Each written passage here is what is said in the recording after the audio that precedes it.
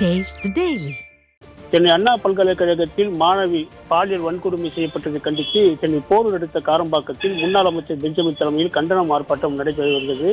இந்த நிலையில் கண்டன ஆர்ப்பாட்டத்தில் கலந்து கொண்ட முன்னாள் அமைச்சர் பெஞ்சமின் உட்பட 1000க்கும் மேற்பட்ட அதிமுகவினர் போலீசார் குண்டுக்கட்டாக தற்போது கைது செய்துள்ளனர்.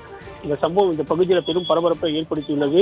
அண்ணா பல்கலைக்கழகத்தில் மாணவி பாலியல் வன்கொடுமை செய்யப்பட்டதை கண்டித்து தமிழகம் முழுவதும் அதிமுக சார்பில் கண்டன ஆர்ப்பாட்டம் நடைபெறும் என கழக பொதுச்செயலர் எடப்பாடியார் அறிவித்திருந்தார். அதன் அடிப்படையில் இன்று தமிழகம் முழுவதும் கண்டன ஆர்ப்பாட்டம் நடைபெற்றது.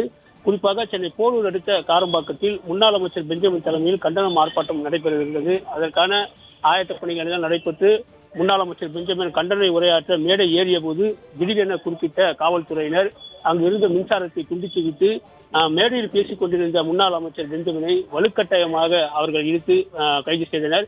இதனை கண்டித்து அந்த பகுதியில் இருந்த அதிமுகவினர் கடும் கோஷங்களை எழுப்பினர். அதை பொருட்படுத்த முடியாத காவல்துறையினர் சுமார் 500க்கும் மேற்பட்டோர் அங்கு கூடியிருந்த அதிமுகவினர் முண்டுக்கட்டாக கைது செய்து வாகனத்தில் ஏற்றினர்.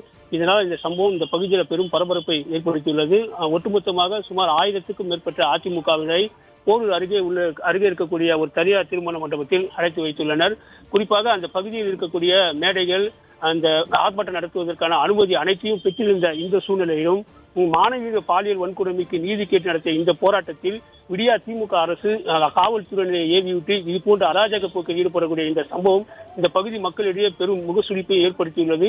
அது மட்டும் இல்லாமல் தொடர்ந்து இந்த போராட்டத்தில் பாலியல் வன்கொடுமை செய்யப்பட்ட அந்த மாணவிக்கு உரிய விசாரணை கிடைக்க வேண்டும், நீதி கிடைக்க வேண்டும் என்று ஆர்ப்பாட்டத்தில் ஈடுபட்ட அதிமுகவினர் கண்டன கோஷங்களை எழுப்பி வருகின்றனர். அது மட்டும் இல்லாமல் மாணவியுடைய பாலியல் வன்கொடுமைக்கு நீதி கேட்டு போராடிய இந்த அதிமுகவினர் கைது செய்த இந்த விடியா அரசின் ஏவல் துறையை கண்டித்தும் விடியா அரசின் முதல்வர் மு க ஸ்டாலினை கண்டித்தும் அதிமுகவினர் கண்டன கோஷங்களை எழுப்பினர். இதனால் இந்த பகுதியில் பெரும் பரபரப்பு ஏற்பட்டுள்ளது.